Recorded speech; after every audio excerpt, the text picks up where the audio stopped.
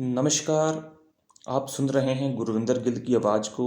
मैं यहाँ आपको बताने वाला हूँ कि इस बार का छठा राष्ट्रीय जल संचय जन भागीदारी पुरस्कार पाने वाले मोहन कांडपाल जी हैं। मोहन कांडपाल प्राध्यापक हैं आदर्श इंटर कॉलेज सुरईखेत के।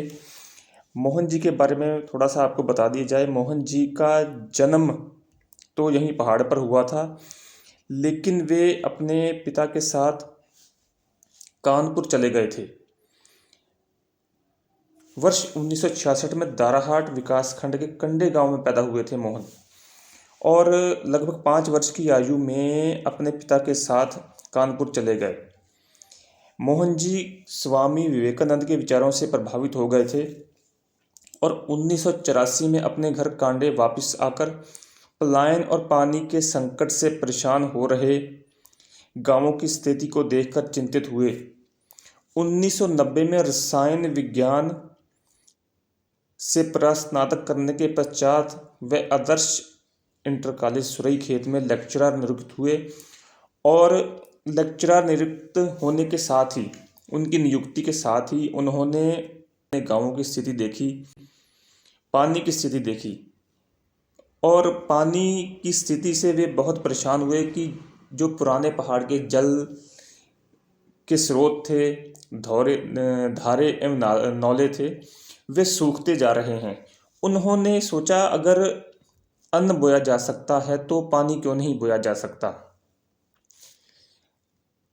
अपनी नौकरी के साथ साथ फिर उन्होंने इसकी मुहिम शुरू की, जिस अभियान को उन्होंने नाम दिया पानी बो पानी उगाओ।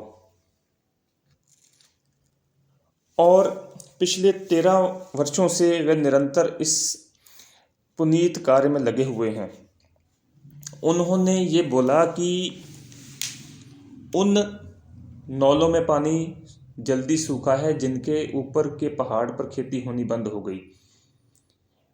उन्होंने ये सिद्धांत प्रतिपादित किया, यह निष्कर्ष निकाला कि जब तक खेती होती रहती है तो खेत का जो ढलान है वो पहाड़ की तरफ रहता है। इससे पानी ढलान में अब्जर्व हो जाता है, पहाड़ के अंदर अब्जर्व हो जाता है, जो नीचे छन कर नौले के रूप में बाहर आता है, जिसको हम इस्तेमाल करते हैं। जहाँ जहाँ खेती छूटी वहाँ वहाँ नौले सूख गए।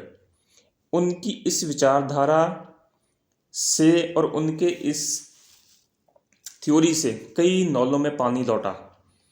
लगभग 22 जल स्रोत पुनर्जीवित हुए हैं और दम तोड़ रही रिस्किन नदी भी अब सदा नीरा बन रही है।